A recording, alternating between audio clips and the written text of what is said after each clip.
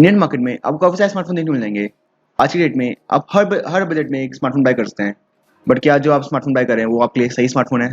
अगर हम जब भी हम स्मार्टफ़ोन बाय करते आते हैं, मतलब यूजुअली हम जब भी स्मार्टफ़ोन बाय करते हैं तो हम ये देख के चलते हैं कि एटलीस्ट डेढ़ या 2 साल तक चले ही चले। बट उसके अकॉर्डिंग हमें अच्छी स्पेसिफ़िकेशन भी चाहिए होंगी उसमें। स्मार्टफ़ोन में ऐसी कई सारी चीज़ें होती हैं जो हमें देखनी पड़ती है स्मार्टफ़ोन खरीदने से पहले। और कई बार जो लोग होते हैं मतलब सिर्फ़ प्रोसेसर और रैम की बेसिस पे फ़ोन को खरीद के ले आते हैं। और वो कई बार ऐसी चीज़ें मिस करते हैं जो एक एसेंशियल रोल प्ले करती है स्मार्टफ़ोन खरीदने में। इसलिए मैं बात करने वाला हूँ ऐसी चीज़ों के बारे में जो आपको स्मार्टफ़ोन खरीदने से पहले देखनी चाहिए उस स्मार्टफ़ोन में है या नहीं। तो वीडियो को स्टार्ट करने से पहले मैं इतना कहना चाहूँगा कि जल्दी से जाकर इस चैनल को सब्सक्राइब करिए, अगर आपने अभी तक नहीं किया है तो। तो चलिए बिना किसी देरी के इस वीडियो को स्टार्ट करते हैं।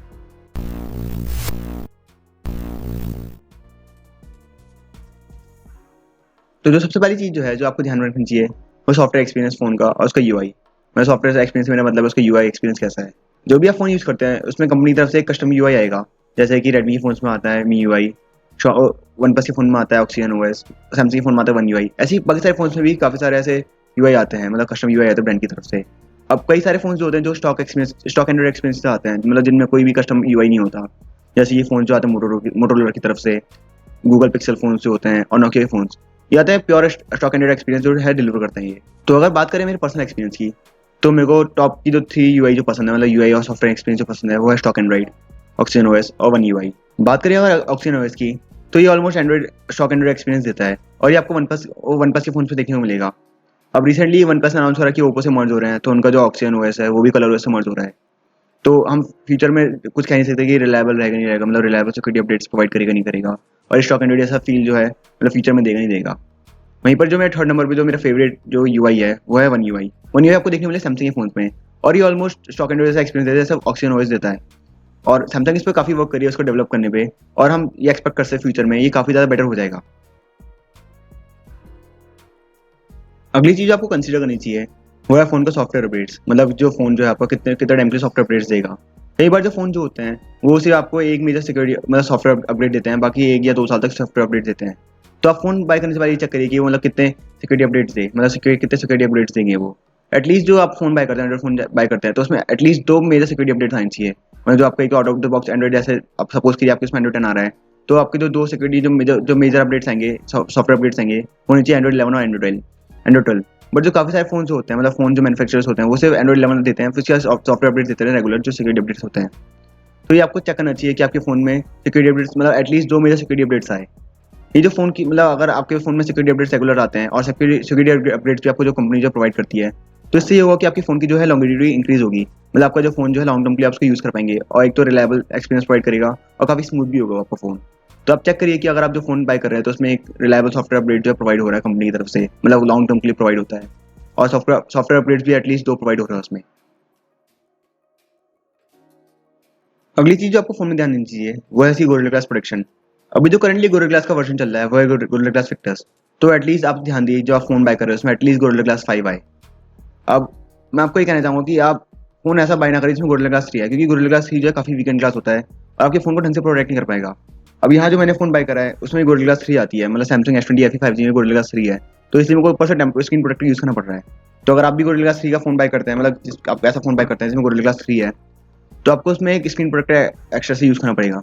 तो आप जितना हो सके उसको प्रिवेंट करिए, और ट्राई करिए कि आप फ़ोन ऐसा लें जिसमें ग्लास बैग हो, प्लास्टिक बैग ना हो, क्योंकि ग्लास बैग जो है आराम से इतनी जल्दी स्क्रैच नहीं होती, बल्कि जो प्लास्टिक बैग जो है उसको ईज़िली स्क्रैच हो जाती है। और अगर आप फ़ोन ऐसा लेते हैं जिसमें ग्लास बैग है, तब ये भी ध्यान दीजिए कि उसमें क्या कौन-सी प्रोटेक्शन, कौन-सी gorilla glass protection, gorilla glass 5 है, 3 है, विक्टर्स है। स्टोरेज टाइप भी एक ऐसा फैक्टर होता है जिसको काफ़ी लोग मिस करते हैं फ़ोन लेते समय। अब स्टोरेज साइज़ जैसे यूएफएस 3.1, यूएफएस 3.0, यूएफएस 2.1 और यूएफएस 2.0 होती है। अब जो फ्लैगशिप फ़ोन जो आते हैं उनमें आते हैं यूएफएस 3.1 और यूएफएस 3.0 स्टोरेज। वहीं पर बात करें यूएफएस 2.1 और 2.0 स्टोरेज की, तो ये आपको देखने को मिलेगी मिड रेंज फ़ोन्स में। अब इनमें से एक ऐसा टाइप भी होता है जैसे कि ईएमसी टाइप होता है स्टोरेज का। तो मैं ये कहना चाहूँगा कि अब इन टाइप को अवॉइड करें, मतलब ईएमसी स्टोरेज को अवॉइड करें और यूएफएस यूएफएस स्टोरेज लीजिए आप। क्योंकि ईएमसी स्टोरेज जो होती है ये काफ़ी एक तो स्लो होती है और अपने प्राइस पॉइंट को जस्टिफाई भी नहीं करती है। तो आप अवॉइड करिए ऐसे फ़ोन जिनमें ईएमसी स्टोरेज है। अगर आप फ़ोन लेने जाते हैं तो आप ये ट्राई करिए कि आप एमोलेड स्क्रीन वाला फ़ोन लीजिए, क्योंकि एमोलेड स्क्रीन जो होती है एलसीडी आईपीएस एलसीडी से काफ़ी ज़्यादा बेटर होती है। चाहे आईपीएस एलसीडी में कितना भी ज़्यादा रिफ्रेश रेट क्यों ना हो। जैसे कि अगर आईपीएस एलसीडी आपको 120 हर्ट्ज रिफ्रेश रेट दे रही है, वहीं पर एमोलेड स्क्रीन अगर आपको 60 हर्ट्ज का रिफ्रेश रेट दे रही है, तो अब कुछ भी हो जाए तो चूज़ करिए एमोलेड डिस्प्ले, क्योंकि एमोलेड डिस्प्ले जो कि काफ़ी ज़्यादा बेटर क्वालिटी प्रोवाइड करेगी आईपीएस एलसीडी डिस्प्ले से।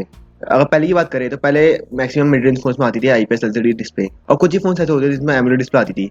तो एक मतलब काफ़ी मुश्किल हो जाता था एमोलेड एमोलेड डिस्प्ले यूज़ करना फ़ोन में। बट अब जो काफ़ी सारे मिड रेंज जो फ़ोन आते हैं वो एमोलेड डिस्प्ले प्रोवाइड करती हैं। तो आप ट्राई करिए कि ऐसा फ़ोन बाय करिए जिसमें एमोलेड डिस्प्ले है और आईपीएस एलसीडी ना हो। अगली चीज़ जो आपको ध्यान रखनी चाहिए वो है नेटवर्क बैंड्स आपके फ़ोन में। आजकल इंडिया में काफ़ी ज़्यादा क्रेज़ है 5G का, और काफ़ी सारे फ़ोन जो मतलब जो ब्रांड जो काफ़ी सारे फ़ोन्स अपने 5G के बेसिस पे निकाल रहे हैं। इनफैक्ट काफ़ी सारे लोग जो है अपना वो 5G को प्रायोरिटी रखते हुए फ़ोन खरीद रहे हैं। तो क्या आप जो फ़ोन बाय कर रहे हैं क्या असली में 5G है या नहीं है?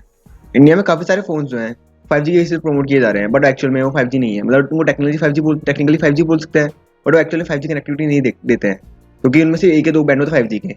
अब ये मिड रेंज फ़ोन में देखा नहीं जा रहा है।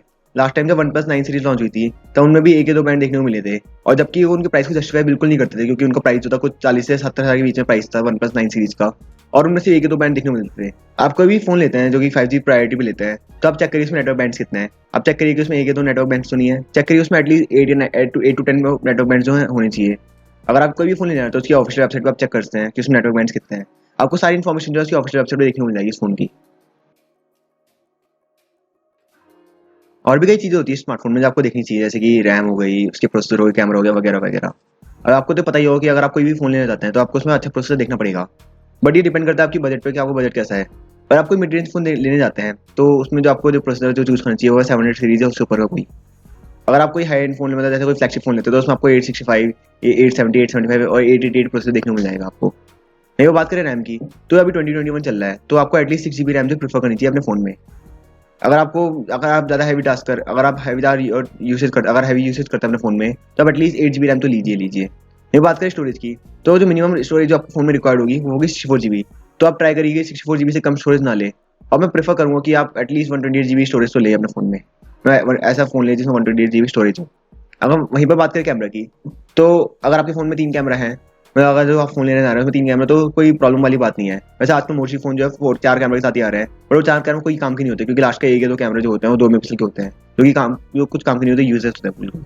और मैं ये भी कहना चाहूँगा कि अगर आप कैमरा लेते हैं तो उसका मेगापिक्सल जो है, मतलब जो मेगापिक्सल कितने मेगापिक्सल का कैमरा आ रहा है उसमें, तो प्रायोरिटी मत रखिए, क्योंकि आजकल जो फ़ोन जो आ रहे हैं ना 14 मेगापिक्सल कैमरा, 64 मेगापिक्सल कैमरा और 108 मेगापिक्सल कैमरा, ऐसे मेगापिक्सल कैमरा आ रहा है उसमें, बट उनकी जो इमेज प्रोसेसिंग पावर होती है अच्छी नहीं होती। तो आप कुछ भी अगर कोई भी फ़ोन लेते हो तो आप चेक करिए उसकी इमेज प्रोसेसिंग पावर कैसी है, या वो एक्चुअल में अच्छे शॉट्स ले सकता है। तो इस बेसिस पे आप अपने मतलब फ़ोन का कैमरा जो है चूज़ करिए। ये आपको काफ़ी हेल्पफुल हो सकता है कि अगर आप जो फ़ोन जो है अगर आपके कैमरा बेसिस पे लेते हैं, आप ये भी चेक करिए उसमें फीचर्स कैसे हैं, जैसे नाइट मोड है, उसमें स्लो मोशन है, और वीडियो जो है कितने एफपीएस से रिकॉर्ड कर सकता है। तो ऐसे ये सब चीज़ आपको चेक करनी चाहिए उस कैमरे में। अगर बात करें फ़ोन की बैटरी की, तो एटलीस्ट आप फ़ोन में ऐसा फ़ोन लीजिए जिसमें 4000 mAh की बैटरी हो। अब उससे कम बिल्कुल भी मत लीजिए। आप चेक करिए कि 4000 mAh बैटरी या 4500 या उससे ज़्यादा बैटरी होनी चाहिए आपके फ़ोन में, क्योंकि कुछ टाइम बाद की जो फ़ोन की जो बैटरी होती है जल्दी डिग्रेड होने लगाती है। मतलब फ़ोन की बैटरी होती है बहुत जल्दी खराब होती है बाकी सारे पार्ट से। तो अगर आप 1 साल बाद जो फ़ोन यूज़ करेंगे तो उसकी इतनी अच्छी बैटरी लाइफ नहीं होगी जितनी जब आपने खरीदा तो उस टाइम पे थी। तो अगर आप 3000 mAh की बैटरी का फ़ोन लेते हैं तो क्या पता है इतनी अच्छी बैटरी लाइफ ना दे आपको।